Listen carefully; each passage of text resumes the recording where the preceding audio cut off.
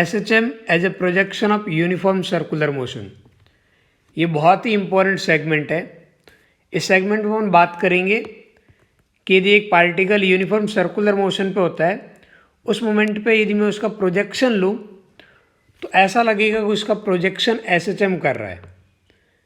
ठीक है, अब बात है कि भाई ऐसा होने से हमें क्या बेनिफिट है, क्योंकि SHM के अंदर बहुत सारी चीज़ें कैलकुलेशन में इजीली समझ नहीं आती, लेकिन यूनिफॉर्म सर्कुलर मोशन के अंदर आपके पास स्पीड कांस्टेंट आती है। इस वजह से बहुत जल्दी हम चीज़ों को विजुलाइज कर पाते हैं कि क्या हो रहा है क्या नहीं हो रहा है। इस वजह से SHM की प्रॉब्लम को सॉल्व करने के पॉइंट ऑफ व्यू से भी मेरे पास यूनिफॉर्म सर्कुलर मोशन काफ़ी इंपॉर्टेंट रहता है।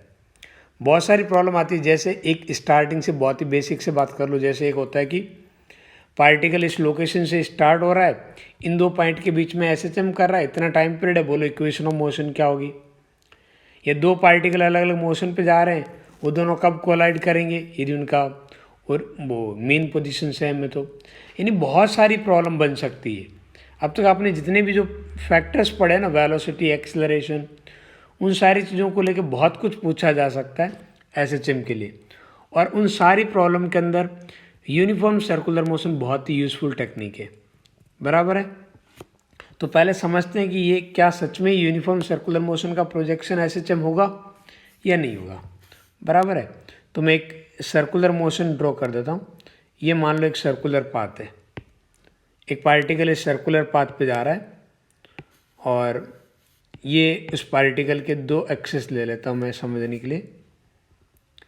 ये वाले डायरेक्शन में थोड़ी देर के लिए एक्स एक्सिस ले लेता हूँ और इसके परपेंडिकुलर वाले डायरेक्शन को मैं वाई एक्सिस ले लेता हूँ। ये वाले में वाई एक्सिस ले लेता हूँ, चलेगा, ये वाली एक्स एक्सिस। और मान लेते हैं किसी मोमेंट पे हमारा पार्टिकल एक जनरल पोजीशन पे, ये वाली पोजीशन यहाँ का ही है, किसी जनरल पोजीशन पे P, और ये पार्टिकल की बेसिकली रेडियस है। ठीक है, और पार्टिकल की रेडियस को मैं R मानने के बजाय कैपिटल A मान रहा हूँ। बराबर है। और यूनिफॉर्म सर्कुलर मोशन में रेडियस चेंज नहीं होती।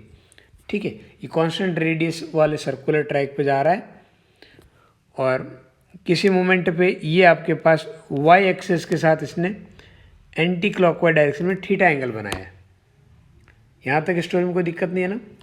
पार्टिकल ऐसे एंटी क्लॉकवाइज डायरेक्शन में मूव कर रहा है विथ एंगुलर स्पीड ओमेगा, और ओमेगा आपको पता है कांस्टेंट रहती है यूनिफॉर्म सर्कुलर मोशन में। इसकी यदि आप लीनियर स्पीड के साथ भी रिलेशन देखना चाहो तो वो भी आप देख सकते हो, कोई दिक्कत नहीं है। और मान लेता हूँ कि सपोज यहाँ से स्टार्ट होता है, ओरिजिन में स्टार्टिंग में आपके पास इनिशियली एंगल थीटा आपके पास 0 रहता है। अब मैं बात कर रहा हूँ इस मोमेंट पे इस पार्टिकल का प्रोजेक्शन देखूँ, यदि मैं एक्स एक्सिस के वाली लाइन के पैरेलल एक सरफेस ले रहा हूँ, ये वाले सरफेस ले रहा हूँ, समझ आ रही बात। इधर से मैं आप सपोज लाइट फॉल कर रहा हूँ तो इधर वाली प्लेन पे मैं प्रोजेक्शन देख रहा हूँ या इस लाइन पे प्रोजेक्शन देख रहा हूँ। ये जो यूनिफॉर्म सर्कुलर मोशन पे जो पार्टिकल है ना P, इसका, तो इस मोमेंट पे आपको लगेगा कि पार्टिकल की पोजीशन ये वाली है। इस मोमेंट पे आप कहोगे कि ये पार्टिकल की पोजीशन है। कौन सी पोजीशन है? ये पार्टिकल की पोजीशन है। बराबर है। ये आपके पास पार्टिकल की पोजीशन हो गई इस मोमेंट पे। इस मोमेंट पे ये पार्टिकल की पोजीशन है तो डिस्प्लेसमेंट कितना हुआ? ये बेसिकली यहाँ से यदि मैं डिस्टेंस मेजर कर रहा हूँ तो ये मेरे पास डिस्टेंस होगी ये वाली। बराबर है। ये लेंथ मैं लिख सकता हूँ, ये लेंथ कितना होगा? इसका एक्स कोऑर्डिनेट देखो पार्टिकल के इस मोमेंट पे कितना है, यहाँ पे पार्टिकल की शैडो बनेगी। ठीक है, तो पार्टिकल का एक्स कोऑर्डिनेट आपको दिखेगा ए साइन थीटा। हाँ है ना। टाइम के साथ थीटा वेरी करता रहेगा ए वेरी नहीं करेगा। पार्टिकल जैसे ही आपस पी ये चलता चलता यहाँ आएगा, इस मोमेंट पे उसकी शैडो यहाँ बनेगी, उस मोमेंट पे पार्टिकल की शैडो यहाँ बनेगी। ऐसा लग रहा है कि अब शैडो से ऑब्जर्व करोगे तो पार्टिकल यहाँ आएगा, जब चलता चलता पार्टिकल यहाँ आएगा तो वापस उसकी शैडो यहीं बनेगी इस पोजीशन पे, और जब यहाँ आएगा पार्टिकल तो शैडो कहाँ बनेगी? इधर वाली लोकेशन पे बनेगी। ठीक है। और यदि यहाँ इस मोमेंट पे पार्टिकल का पोजीशन वेक्टर बेसिकली 0 रहेगा। किस मोमेंट पे पोजीशन वेक्टर 0 रहेगा? इस जगह पे, यहाँ पे पार्टिकल का पोजीशन वेक्टर 0 है, कोई दिक्कत तो नहीं है। यानी कि इधर से मैं देखूँ तो पार्टिकल के शैडो के मैक्सिमम एक्स कोऑर्डिनेट कितना आ रहा है? कैपिटल ए, और मिनिमम कितना आ रहा है? वापस -a, इतने आ रहा है। यानी कि इधर वाली पोजीशन को यदि मैं अच्छे से ऑब्जर्व करूं तो ऐसा लग रहा है इस पोजीशन के अबाउट पार्टिकल का पीरियोडिक मोशन हो रहा है। अभी SHM वगैरह बोलना थोड़ा मुश्किल होगा, लेकिन इस इक्वेशन को देखने के बाद में आसान हो जाएगा। SHM हमारे पास जो डिस्प्लेसमेंट होता है वो बेसिकली टाइम के साथ साइनोसोडल फॉर्म में वेरी करता है। तो इस थीटा को मैं ऐसा नहीं लिख सकता, यदि स्टार्टिंग के अंदर आपके ये एंगुलर स्पीड ओमेगा है तो ओमेगा मल्टीप्लाई बाई टी, तो एक्स कितना आ जाएगा? एक्स आ जाएगा A sine omega t, omega constant है। तो ये हमारे पास SHM की इक्वेशन होती है। SHM के अंदर पार्टिकल के डिस्प्लेसमेंट की इक्वेशन होती है। यानी कि इसके शैडो के मोशन को आप ऑब्जर्व करते हो तो बिल्कुल वैसे ही आता है जैसे SHM के अंदर होता है। यानी कि इसकी वेलोसिटी, एक्सेलरेशन, डिस्प्लेसमेंट वो बिल्कुल वैसे ही वेरी करते हैं जैसे SHM में होने चाहिए। तो यूनिफॉर्म सर्कुलर मोशन वाला जो पार्टिकल रहेगा उसका शैडो बेसिकली SHM करेगा। बराबर है। उम्मीद करता हूँ कि यहाँ तक आपको समझ में आएगी किस किस में रिलेशन है।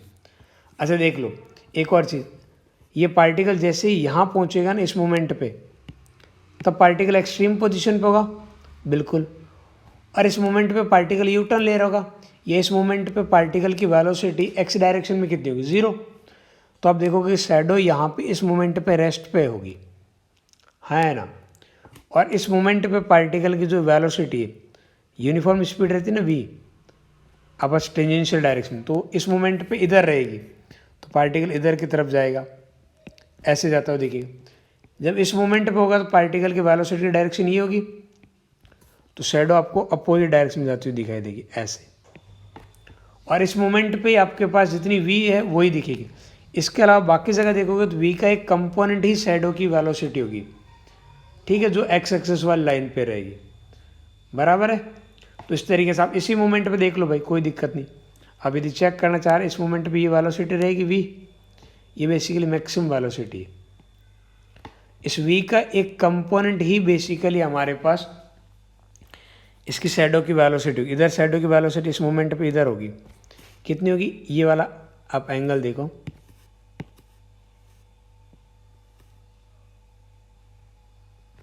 ये थीटा है, ये 90 माइनस थीटा, ये दोबारा से थीटा, और इधर की तरफ वेलोसिटी कितनी आएगी? v cos थीटा, थीटा बोले तो ओमेगा टी। तो ये जो पार्टिकल की वेलोसिटी है ये हमारे पास cos थीटा की फॉर्म में, या फिर बोलो साइनोसोडल है। बराबर है। और हमें पता है कि SHM के अंदर वेलोसिटी, एक्सेलरेशन और डिस्प्लेसमेंट ये सब साइनोसोडली वेरी करते हैं। बराबर है। तो मुझे लगता है अब तक इतना जो मैंने एक्सप्लेन किया है ना, यहाँ से इतना तो समझ में आ गया कि पार्टिकल जब भी यूनिफॉर्म सर्कुलर मोशन पे होगा तो उसका शैडो SHM करेगा। यानी कि एक साइड में प्रोजेक्शन लूँगा यूनिफॉर्म सर्कुलर मोशन का, तो वो एक SHM को रिप्रेजेंट करेगा। इस बात में कोई दिक्कत नहीं है ना? बहुत बढ़िया। अब आगे का पार्ट समझे। एक बहुत ही आसान न्यूमेरिकल से देखते हैं कि अभी जो अपने पढ़ा है वो हमारे लिए कैसे यूज़फुल है। एक सिचुएशन गिवन है कि एक पार्टिकल आप पास x = -2 और +2 सेंटीमीटर, x = -2 सेंटीमीटर और x +2 सेंटीमीटर, इनके बीच में SHM परफॉर्म कर रहा है। और ये गिवन है कि टाइम पीरियड 10 सेकेंड है, और एट t = 0 पे ये पार्टिकल x = 1 पे है and it is moving towards origin. तो आपको बताना है कि इसकी इक्वेशन ऑफ मोशन क्या रहनी चाहिए, यानी कि पार्टिकल की पोजीशन और टाइम के साथ क्या रिलेशन रहना चाहिए। Position of particle as a function of time, यानी कि पार्टिकल का एक्स कोऑर्डिनेट हमसे पूछा जा रहा है। ये एक एक्स एक्सिस पे मोशन में है, तो ये हमसे पूछा जा रहा है।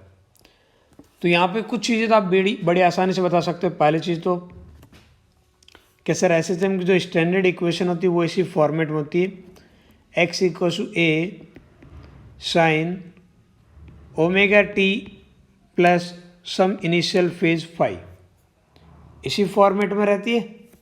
बहुत बढ़िया।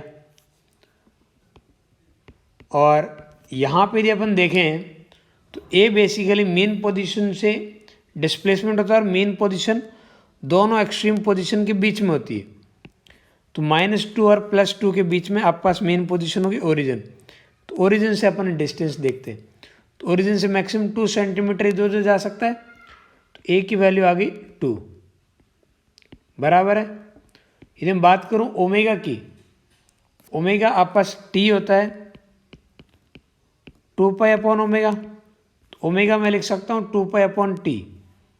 तो ओमेगा की वैल्यू कितनी हो जाएगी 2 pi divide by T, T बोले तो 10, तो यह आ गया pi divide by 5, pi divide by 5 T. अब यदि इनिशियल फेज 5 मिल जाए तो अपना आंसर आ जाए। अच्छा, अब तक इस स्टोरी में आपने यहाँ साइन की जगह किसी ने कॉस भी लिख दिया होता तो भी दिक्कत नहीं होती, ठीक है। अच्छा, अभी मैंने ये लिखा है 5। अब मुझे पता है कि ये जो आपके पास मोशन है इसको मैं एक दूसरे नज़रिए से भी देख सकता हूँ। मैं ऐसे बोल सकता हूँ कि यदि मैं एक SHM की बात, सॉरी, एक सर्कुलर मोशन की बात करूँ, तो यदि सर्कुलर मोशन से इसे कंपेयर करके देखूँ तो भी नज़ारा दिख जाना चाहिए। एक सर्कुलर मोशन जहाँ पे पार्टिकल की जो रेडियस है उसे मैं लूँगा 2 सेंटीमीटर। रेडियस क्या लेंगे, रेडियस लेंगे हमारे पास 2 सेंटीमीटर।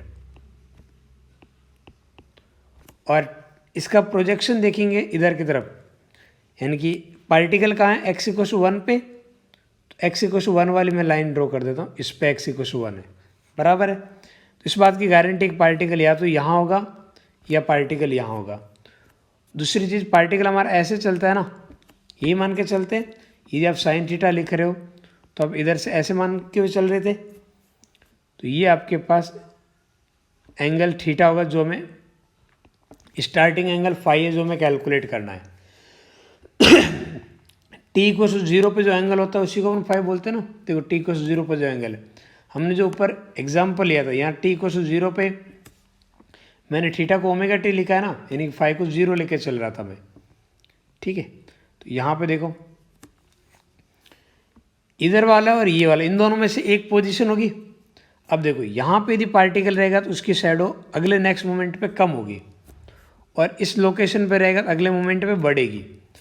गिवन क्या है, particle is moving towards origin, तो पार्टिकल सेंटर की तरफ आ रहा है, तो ये पार्टिकल की एक्चुअल पोजीशन है। पार्टिकल अभी हाल फिलहाल यहाँ है, तो मुझे ये वाला एंगल चाहिए। ये एंगल मेरा फाई होगा, कौन सा, ये वाला एंगल फाई होगा जो मुझे पुट करना है यहाँ पे, ठीक है।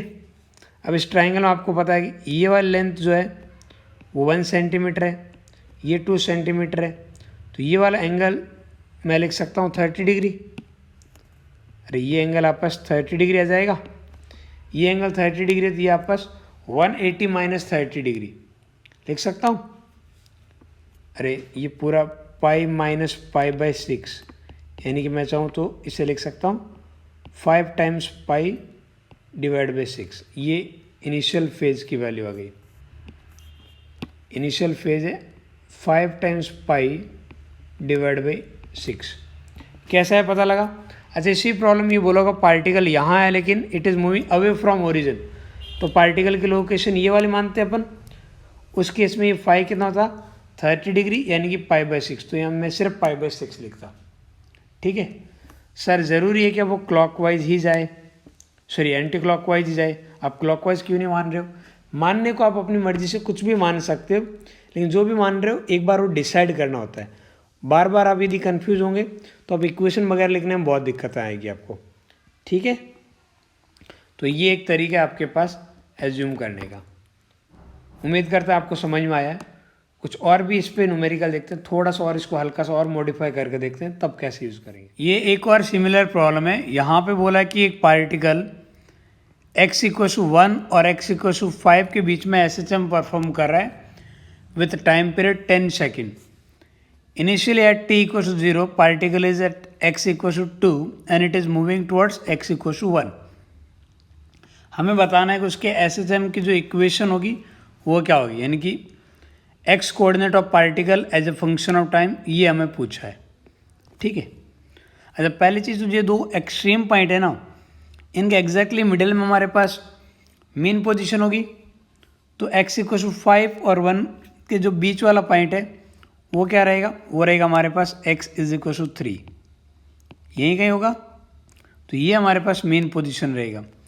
तो हमें ऐसा लग रहा है कि मेन पोजीशन से 2 सेंटीमीटर पार्टिकल इधर जा रहा है और 2 सेंटीमीटर पार्टिकल इधर जा रहा है, यानी कि जो हमें एम्पलीट्यूड की ज़रूरत पड़ेगी, एम्पलीट्यूड ए कितना रहेगा, तो ए की वैल्यू रहेगी 2 सेंटीमीटर, बराबर है।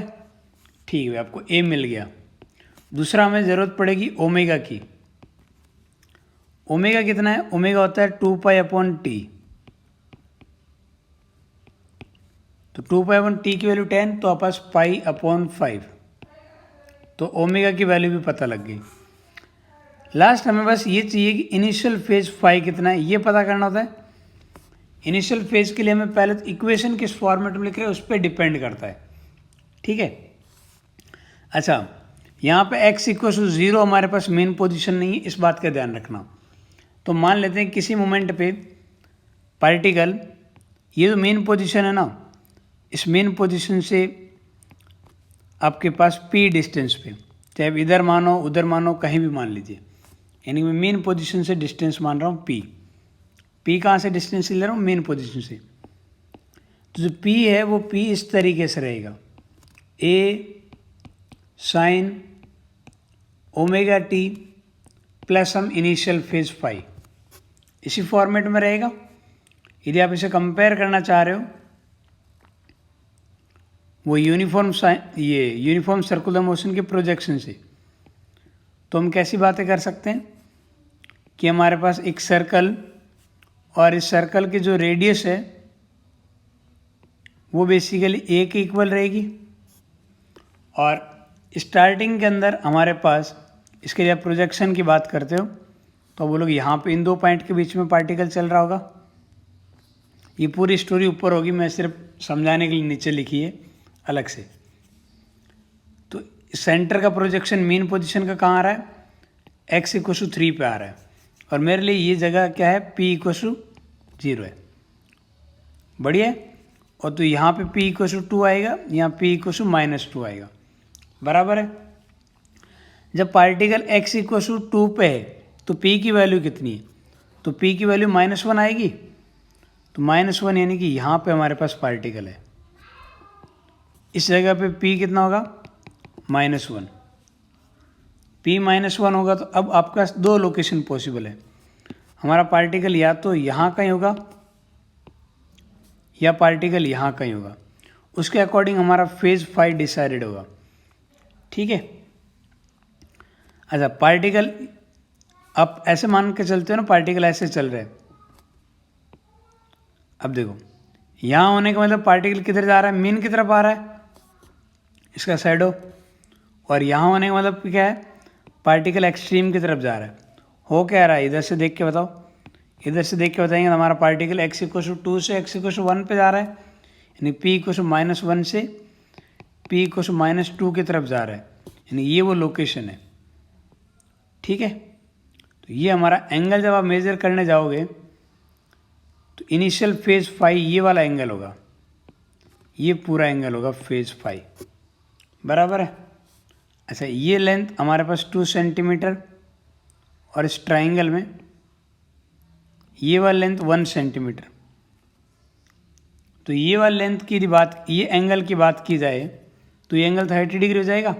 सिमिलरली ये एंगल भी 30 डिग्री, ये एंगल 30 डिग्री। तो फेज फाई कितना हो जाएगा, फाई की वैल्यू हो जाएगी पाई प्लस 30, यानी कि π/6।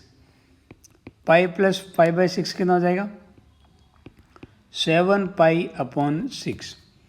अब देखना, इक्वेशन हमारे पास p की फॉर्मेट में आ रही, p is equal to 2 sine omega बोले तो π/5 t प्लस 7 टाइम्स π/6।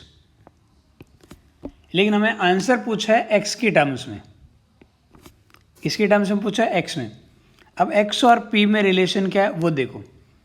जैसे हमारा जो पी है वो बेसिकली एक्स इक्व टू 3 पे स्टार्ट होता है ना। तो आप ये बोल सकते हो कि p की वैल्यू में इसमें 3 ऐड कर दूँ तो x की वैल्यू मिल जाएगी।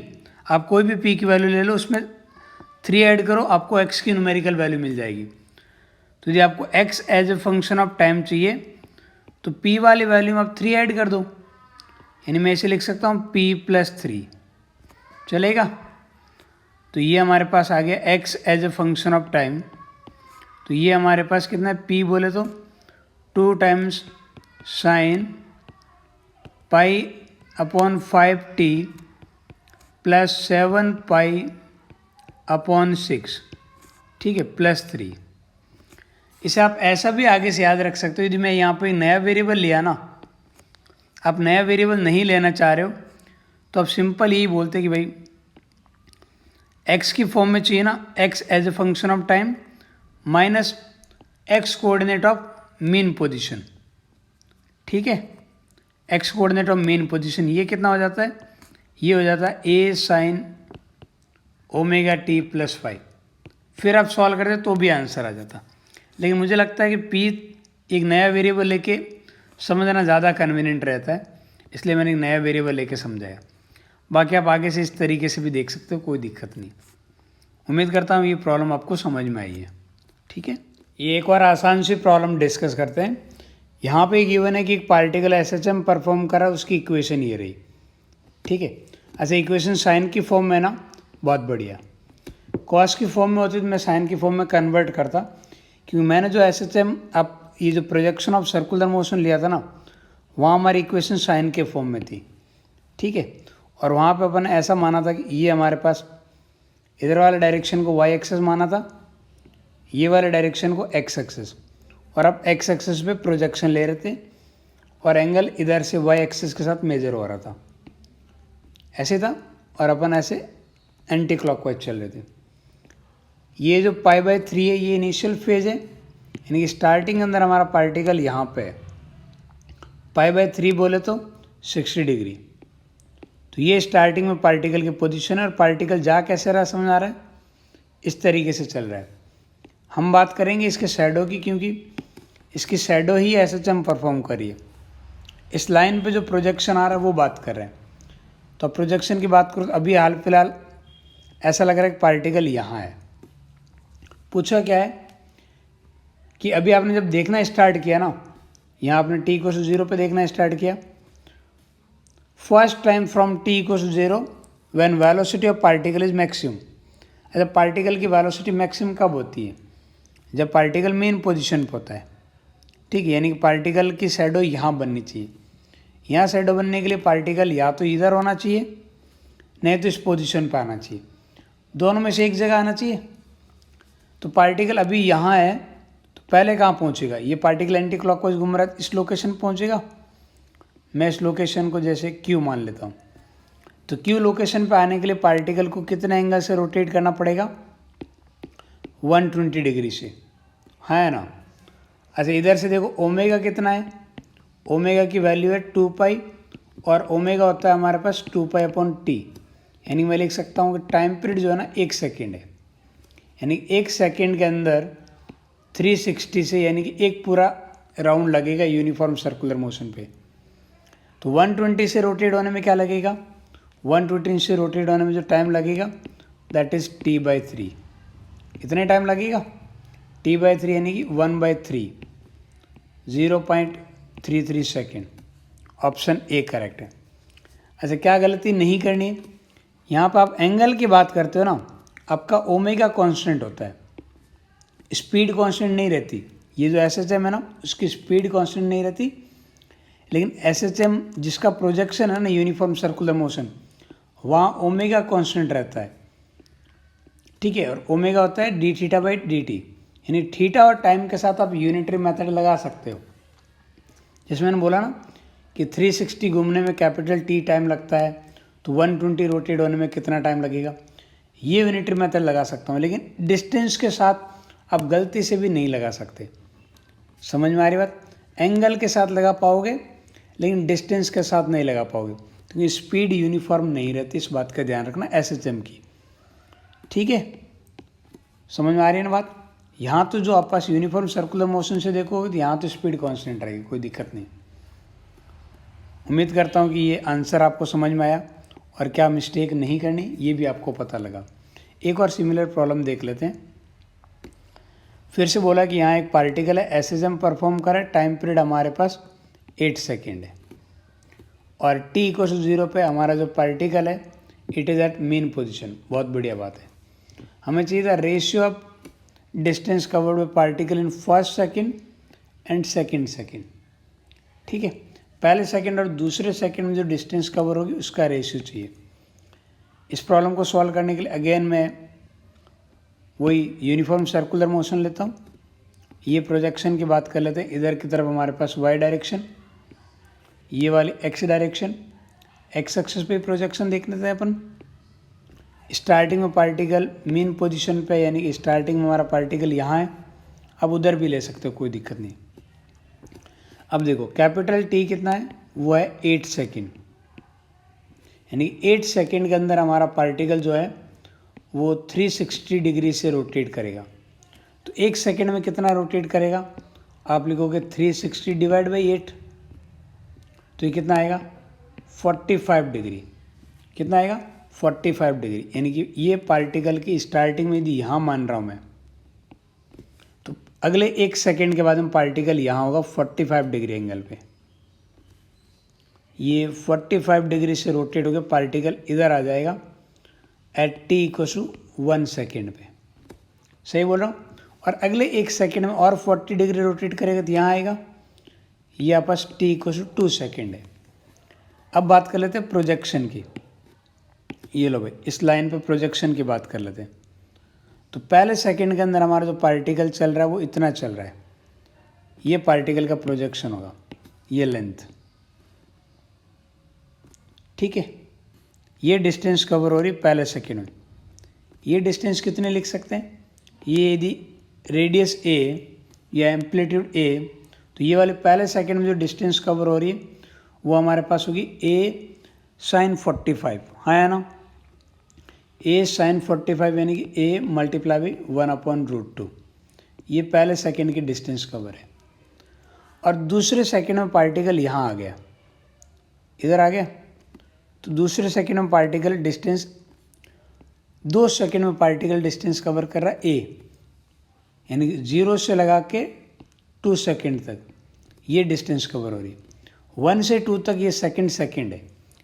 इंटरवल ऑफ 1 सेकेंड की बात हो रही है। ये जो सेकेंड है ना, सेकेंड इंटरवल ऑफ 1 सेकेंड, ये बात हो रही है, यानी इतनी सी डिस्टेंस की बात हो रही है। तो इसे a /√2 लिख दूँ, चलेगा। तो आप पास a कैंसिल आउट हो जाएगा और √2 कॉमन लेकर आप पास हो जाएगा √2 - 1, और ये आप पास √2 एलसीएम कैंसिल आउट हो जाएगा, यही बचेगा। ये फॉर्मेट यदि आपको अच्छा नहीं लग रहा है तो आप √2 + 1 से ऊपर नीचे मल्टीप्लाई कर दीजिए। ऐसा करने पे नीचे वाला a - b और a + b बनेगा, जिसे आप लिख सकते हो a² - b², तो नीचे 1 बन जाएगा। तो ऑप्शन डी करेक्ट आ जाएगा। क्या नहीं करना है कि सर पहले 1 सेकेंड में 45 डिग्री है तो दूसरे 1 सेकेंड में 45 है, तो आपके पास 1 सेकेंड का टाइम इंटरवल इक्वल है, तो इक्वल डिस्टेंस होगी और रेशियो 1 आ जाएगा। ऐसा बिल्कुल मत सोचना, सोच भी लोगे तो ऑप्शन मैच नहीं करेगा। ठीक है, ओके। उम्मीद करता हूँ आपको अब तक की स्टोरी से ये समझ में आ गया कि आप यूनिफॉर्म सर्कुलर मोशन की हेल्प से किस तरीके से SHM की प्रॉब्लम सॉल्व कर सकते हो, क्योंकि यूनिफॉर्म सर्कुलर मोशन का जो प्रोजेक्शन है वो SHM को रिप्रेजेंट करता है। ठीक है, ओके।